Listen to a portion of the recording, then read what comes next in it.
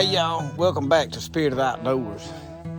Today I got my rifle, just kind of walking around looking, Sunday afternoon, killing some time. Y'all out walking around, really looking for some bow stave wood. And I knew there was a dead hickory here, so I walked back here thinking I'll find some young saplings about the right size, and I did. Look what else I found. I propped my rifle up right here. I got the old 30-30 with me. Look at all the oyster mushrooms. They're growing all the way up the side of this thing, y'all. So, I got to come back with a sack and get me some of them. Obviously, I don't need all of them, but I ain't got nothing to put them in with me today other than take my do-rag off and put them in it tied up. So, I ain't even got a good jacket pocket. I wore this old flannel overshirt. I just wanted to show y'all that. I'll show you the bow stave I found right over here too. Right here. Now what I done, you see them skint spots? I knocked the limbs off. I'm probably not gonna cut this today. I'm gonna cut them limbs off and let them heal over and keep an eye on this, and I'll come back. I may not cut this one this year. Now look at this one right here beside it. These two growing together. These are hickories. I'm a fan of hickory because hickory is very forgiving. Now the reason I squandered the last ones I had and stopped making a video is the wormholes are so bad. When you get them and split them, get the bark off of them. I should have knew better, but I thought, well, I'll put it up in the rafters and it'll be all right and that bark will stay. But anyway, that's what I'm doing today. I got my rifle out. I'm just kind of walking, looking, talking to the Lord, and looking for some bow stave wood, seeing what I can find here, there, and yonder. Deer season's about over. It is still deer season, but I'm not really deer hunting. I'm bow stave hunting. So I found another hickory right yonder on the bank of this creek that's about the perfect size. So that is 3 good trees that I know that you can get at least 4 staves out of each one. Most likely you can get 8 out of each tree. Well, one of the trees up there, I know I can get probably 3 or 4 or 5 sections of bows, depending on the knot. But what I'm looking at in those trees is how many limbs are on the 6 to 8 inch diameter part. If there ain't no limbs, then you know you got a good knotless, gonna make pretty staves.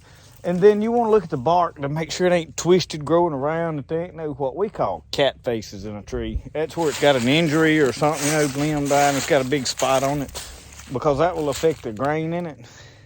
So I'm just kind of looking for bow staves, you know. Y'all, I went to the house, showed somebody a picture of these mushrooms. Wasn't nothing gonna do him but to let's go pick mushrooms. That is one of his favorite hobbies, so let's pick some mushrooms. You know how to pick it? Yeah. What? Well, what are you doing? You gonna pick it?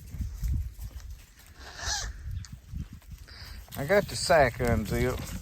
Y'all, we got a mesh bag. You like that pretty pink? I like that. All right, put it in here. We're not gonna get all of them now. Okay. Well, you're tearing at them. Where's your pocket knife? I don't have it. You too little for a Hey, whoa, look, let's get them big ones down there on the bottom. Okay. That way we can cut them up. Y'all, he's going at it kind of rough. You want to let Daddy get them off, and you hold here. Will you hold the sack? Okay. I didn't want to. I'm gonna just cut them loose. There we go.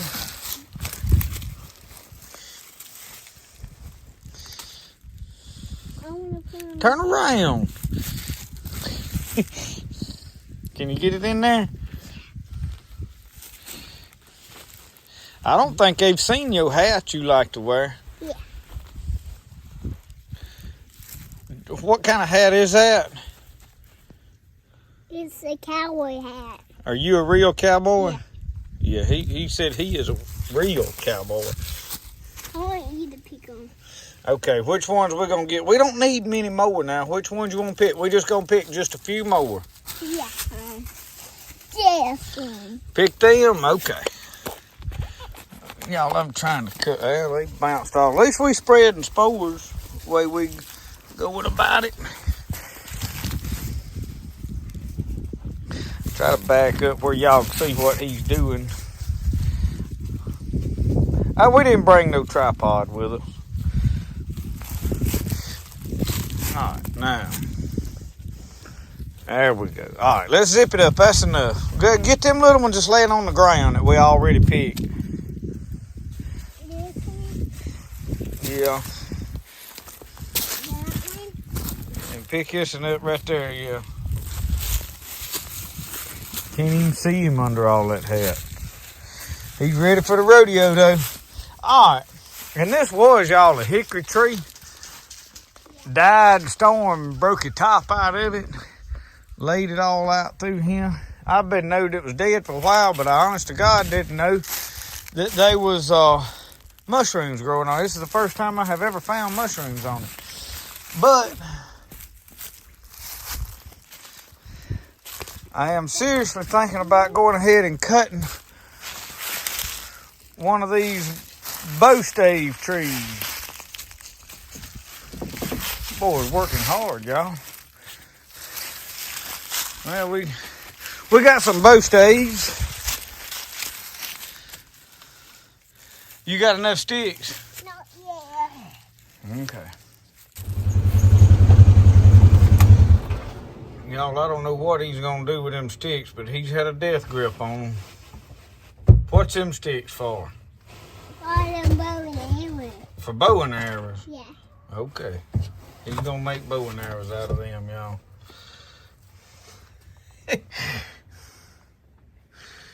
Hold these sticks. Me hold them? Yeah. Hold this. Well, I gotta hold them. Me to hold all of them? Yeah. Well, what you gonna do? I want this. Wait. I need it. He wanted to. I think that's some kind of horseweed. Well, we've got several.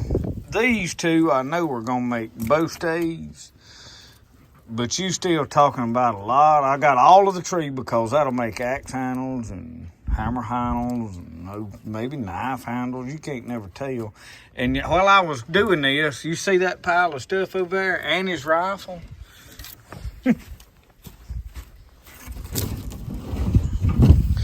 So I don't know what all of this is, except that we needed it. So we brought it home. So you can see where I got bow staves up here. I think I pulled all of the hickory out of there. So I'm gonna lay these down right here for right now, and in the next couple of days while I got time, I'm gonna peel them and split them. I'm gonna peel them before I split them. They won't never be another stave go up there with bark on it. You see that? That's all Osage right there, and them two, and this. Now, that is hornbeam, that is cedar, and these three are crepe myrtle. And that is hickory, but that is one of the staves I split that I might be able to salvage. And I don't know why I was ignorant enough to leave the bark on them and just stick the pole up there. I mean, I don't know. I can't explain that to you. Anyway, y'all, I've tried a couple different ways of peeling this right now, and y'all, this is proving to be more difficult than I thought. I knew it was a little early. The sap's not really running right yet, and I could peel it. What I'm afraid of, though, is I'm going to dig down into the wood and damage parts of the tree that I'm not really wanting to damage. And I think after it dries, this will be a whole lot easier. But you can see I have started peeling it. So I think what I'm gonna do is I'm gonna lay this down right over here, leave it alone. Hopefully I can come back and peel with this. You're gonna see me use this here before long when I start peeling pine trees to work on my back patio. But I was using this draw knife. It works really good. But I'm gonna let this dry and then we'll peel it and split it up a little later on. But we've at least got some bow stave harvested. Hey, y'all, we come down here this morning to check our traps. And I had pulled them here not long back, and I just put them out last week. And y'all, I had got frustrated. I ain't had no luck. I ain't caught a coon. I ain't caught nothing. And I just decided they wasn't nothing nowhere around to catch. I said, they just not traveling. I throwed out carcasses back here and they ain't caught nothing, but the carcasses kept disappearing. Well, this morning, bam. Sometimes when you're having to trap a location that's not ideal and you can't just go put traps everywhere that's high traffic areas, you just have to be patient. That's a pretty dog. He's got to go though. The reason I trap these, and a lot of people wonder, why are you killing these poor animals or trying to get rid of them? They thin out the rabbits. They taking out young fawns. The deer population suffers. The neighbors' calves suffer. And you see, I'll get a better close, y'all. That's a good deep pad catch. It's a 1 3/4 Duke trap. But, and he's got that chain somehow wrapped up on the edge. It's supposed to be, it's center swivel, but he's done got it tangled up. I'm gonna have to go get him out before he hurts himself. But it's to save a lot of the small game and the turkeys and the fawns and all this stuff. Now, I don't really have a problem with them coming up close enough to get my chickens and things because I have dogs of my own. But my neighbor, the knife maker, he had to carry his little dog to the vet the other day because a bobcat attacked it.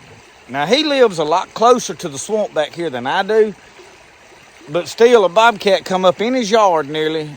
Him out there, he heard it attack it, heard the cat squall out, heard the dog yelping. When he got over there, the cat was gone, but it had injured his dog. Now, it's going to be okay, but they had to take it to the vet. But anyway, we got a good catch this morning. See that trap center swiveled? It got over, but it just was wrapped around just for a second. He's going to turn his butt to us. You look at us, dog. Growl if you want to. Ain't gonna hurt nothing. Well, y'all, we're gonna get him took care of down here. And we had rain this morning early. Water's up, running. I gotta finish walking up through here and checking my coon traps. They up this way. I got about 3 right up there, so hang with me. Y'all come by and check. Now, I don't know what happened here, if the rain done that, or the coyote helped do that. I feel like something dug at it, found that trap. So I'm gonna call that a dug up trap. Even though it's rained over it, we gotta get them all reset. While I'm on this subject, I wanted to tell y'all something. Now, y'all seen me using stakes, basically rebar, as I'm walking up through here to look at my coon cans.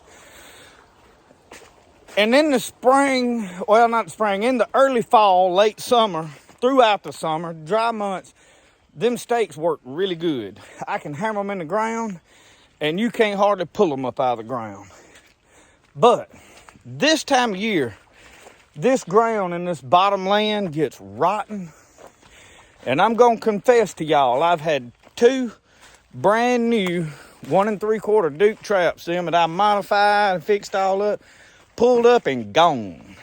So I went to the anchor system. I had some old ones. They're these bullet looking. I'll get a picture and drop in here what some look like when I get back to the house, and I'll insert it right here.